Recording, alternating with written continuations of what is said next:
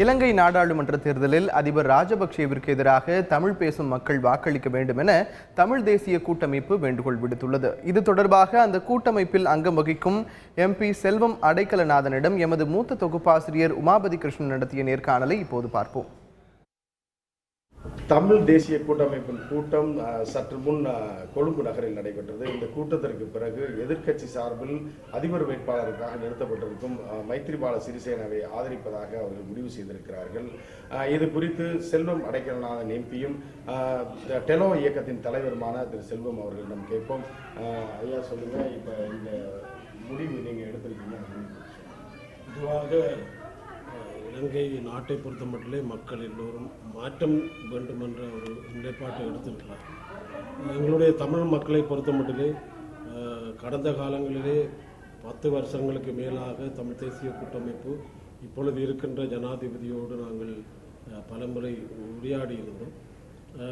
இந்த தேர்தல் கட்டத்தில் கூட ஜனாதிபதி அவர்கள் தமிழ் தேசிய கூட்டமைப்பின் உதவி தேவையில்லை என்று அவர் ஏற்கனவே அறிவித்திருந்தார்.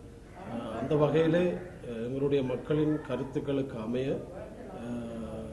புதியவரை ஆட்சி மாற்றம் வேண்டுமென்ற நிலையிலே பாராளுமன்றத்திற்கு அதிகாரங்கள் கொடுக்கப்படுகின்ற சூழல்கள் காணப்படுகின்ற தேவைப்பாட்டிலே எங்களுடைய சிறுபான்மை, அதாவது எங்களுடைய தேசிய இனங்களுக்கான தீர்வு, இன பிரச்சனை தீர்விலே இவர்கள் வருகின்றவர்கள் ஒரு முக்கியத்துவத்தை தரக்கூடிய வாய்ப்பு இருக்கிறதா என்ற ஒரு நிலைப்பாடு. அந்த வகையிலே எதிரணியிலே இருக்கின்ற மைத்ரிபால சிறிசேனாவுக்கு எங்களுடைய ஆதரவை வழங்குவதாக நாங்கள் சொல்லியிருக்கின்றோம். எங்களை பொறுத்த மட்டிலே எங்களுடைய கருத்து 2 பேரும் ஒரே இனமாக, அதாவது ஒரே செயல்பாட்டை செய்வார்கள் என்ற எங்களுடைய தீர்வு என்பது கிடைக்குமா என்ற ஒரு கேள்விக்குறிதான். இருந்தாலும் ஆட்சி மாற்றம் வேண்டும் என்ற நிலையிலே எங்களுடைய வாக்குகளை தமிழ் மக்கள் எல்லோரும் இந்த எதிரணி வேட்பாளருக்கு அளிப்பதாக நாங்கள் அறிவித்திருக்கின்றோம்.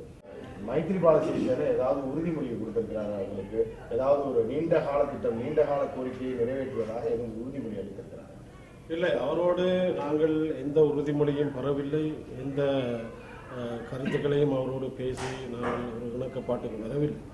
ஆனால் அவர் செய்வார் என்ற நம்பிக்கையும் எங்களுக்கு இல்லை. ஏனென்றால் அவர் வந்த பின்புதான் அவர் என்ன செய்ய போகிறார் என்பதை நாங்கள் அறிய முடியும். அவர் வரப்போகிறார், செய்வார் என்ற நம்பிக்கையோடு நாங்கள் இந்த வாக்களிப்பை சொல்லவில்லை. ஆட்சி மாற்றம் வேண்டும், ஊழல்கள் நிறுத்தப்பட வேண்டும், நாடாளுமன்றத்துக்கு அதிகாரங்கள் கொடுக்கப்பட வேண்டும், ஒரு சமஷ்டி முறையான தீர்வு, ஒற்றையாட்சி என்ற அந்த பதம் ஒழிக்கப்பட வேண்டும் என்ற கருத்துக்களுக்கு அமைய நாங்கள் இன்றைக்கு ஒரு ஆட்சி மாற்றத்தை விரும்பி எங்களுடைய மக்கள் வாக்களித்திருக்கிறார்கள். ஆகவே இவர் செய்வார், அதனால் நாங்கள் வாக்களிக்கிறோம் என்ற நிலை இல்லை. இவர் வந்த பின்பு என்ன செய்ய போகிறார் என்பதுதான் ஒரு விடயமாக நாங்கள் சொல்ல முடியும். இப்பொழுதே நாங்கள் அவர் மேல் நம்பிக்கை கொள்ளவில்லை.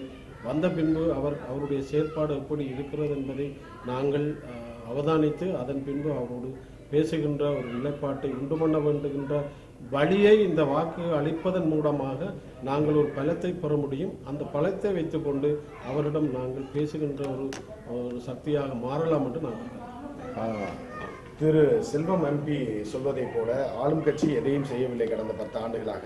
அதே நேரத்தில் தற்போது எதிர்க்கட்சி வேட்பாளராக நிறுத்தப்பட்டிருக்கிற மைத்ரிபால சிறிசேன எதையும் பெரிய அளவில் செய்து விடுவார் என்ற நம்பிக்கை இல்லாத போதிலும் வேறு வழி இல்லாமல் அவரை ஆதரிக்கக்கூடிய சூழ்நிலைக்கு தமிழ் தேசிய கூட்டமைப்பு தள்ளப்பட்டிருக்கிறதாக தெரிவித்திருக்கிறார். அதே போல இந்த மாற்றம் தேவை என்ற வகையிலே ஏதாவது செய்வார்கள் என்ற நம்பிக்கையிலே காலங்காலமாக இந்த தமிழ் மக்கள் அந்த நம்பிக்கையில் தான் காலம் சென்று கொண்டிருக்கிறது.